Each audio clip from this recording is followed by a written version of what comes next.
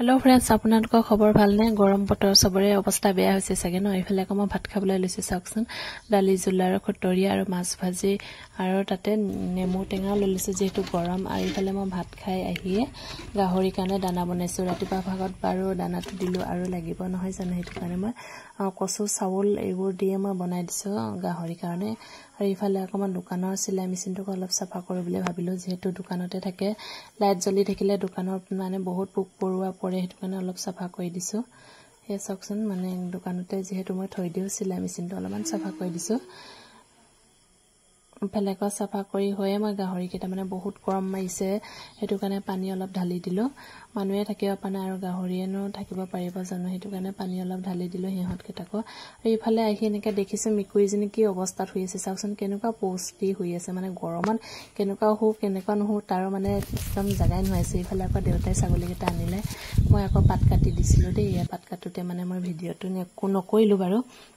ইফালে আকৌ ইয়া দানিবোৰ আনি দিছো ইমান যে গৰম মানে মাৰিছে চাকচোন ৰদটো মানে একদম নকব আৰু যে একদম দেহা পুৰি দিব এনেকুৱা অৱস্থা হৈ গৈছে ইফালে আকৌ মই ছাগলী কেটাক দানা দিয়ে মই 12 বাজি মানে ভাত খাবলৈ ললো চাকচোন চানা আৰু পিয়াজ আৰু কিবা কিনি এনেকুৱা লৈ মানে পানী খুচি খাম বুলি ভাবিছো কাৰণ গৰম বহুত মাৰিছে ইফালে আকৌ ভাত খাই মই চটালটো হাইলো চটালটো হাৰুতে মায়ে বুলি আকৌ নেমু চৰবত বনাইছিলে তাকো আনি দিলে ডাঙৰ লৰাতে খাই কিন্তু ভালে লাগিছে চটাল হাৰি আছে যেহেতু গৰম যে হেতু কাৰণে মানে খাই ভাল লাগিছে আৰু ডাঙৰ লৰাতে আকৌ হেনেকে মানে গিলাসটো লৈ গৈছে ইফালে আকৌ মই ধুমাধুমকে চটালটো হাইলিছো গৰম হলে উপায় নাই কামটো কৰিবই লাগিব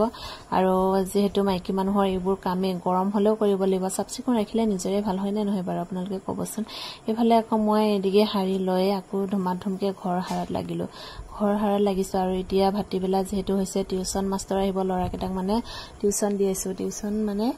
পৰীক্ষা যেহেতু আহি আছে হেতু কাৰণে টিউচন দি দিও বুলি ভাবি টিউচন লৈ আছে মই কিন্তু টিউচন মাস্টাৰক দেখাব পৰা নাই কাৰণ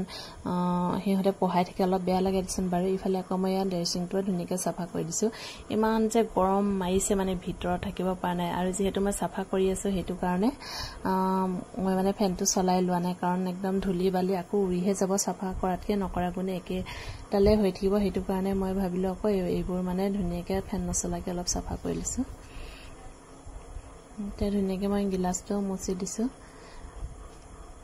আৰু ৰাস্তা ওচৰতে যেহেতু ঘৰ হেতু কাৰণে বেছিকৈ ধুলিটো আহে আৰু বৰষুণ এইকেদিন পৰা নাই হেতু কাৰণে ধুলিটো বেছি হৈছে আৰু ইফালে মই গডৰেজ কেটাকো অলপমান মুছি দিলো